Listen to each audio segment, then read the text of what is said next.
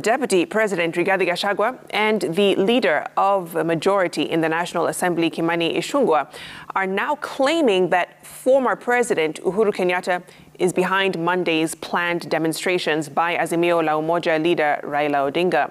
The Kenya Kwanza Alliance leaders spoke in Kirinyaga County, where a section of members of parliament from the Mount Kenya region recognized DP Gachagua as a top-ranked leader in the region. Seth Olale with more.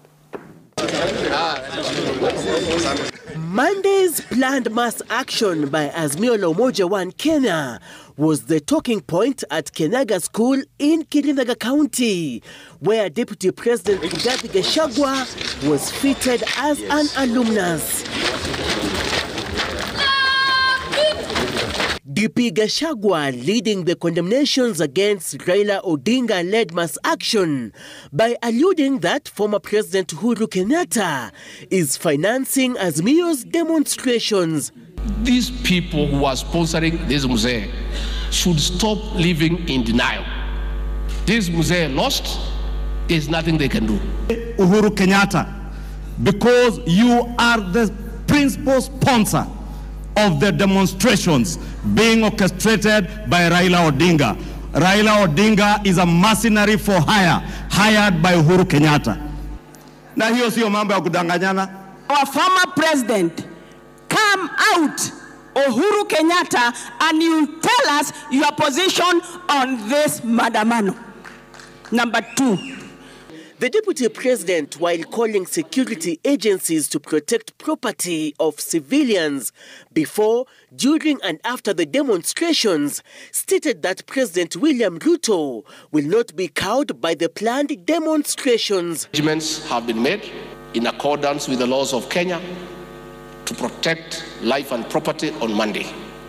And we ask the people of Kenya to go about their business unhindered.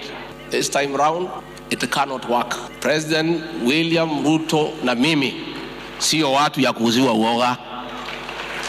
Hata ukituuzia hatuwezi nunua. It is not acceptable what he wants to do, because I've never heard in any democratically elected government where somebody decides to be rogue and live in his own banana republic and even conceive the thought that you can work to the highest seat of power, just walk in and storm and invade it as if you're invading a football match. Mimi na advise hao vijana niwaambie, ukienda kufanya vurugu na fujo kwa bahati mbaya upoteze maisha yako, there is nothing that man will remember. Bungoma County, Governor Kenneth Lusaka and Senator David Wakoli Wafula led the Kenya Kwanza Alliance onslaught against Azimio leader Raila Odinga, stating that the government will not allow loss of life and property come Monday. Unajaribu kwenda kuingia State House, unaingia kwa jikoni ya Nafula ama State House. My friend, a government that has been sworn in, a government that is in place, is not something that you are going to joke. Na hakuna mtu atakukubalia kwenda hiyo State House, please. The leader spoke at the funeral ceremony of the late former Director General Communications Authority, Engineer Francis Wangusi. Seth Olale, Citizen TV, Nairobi.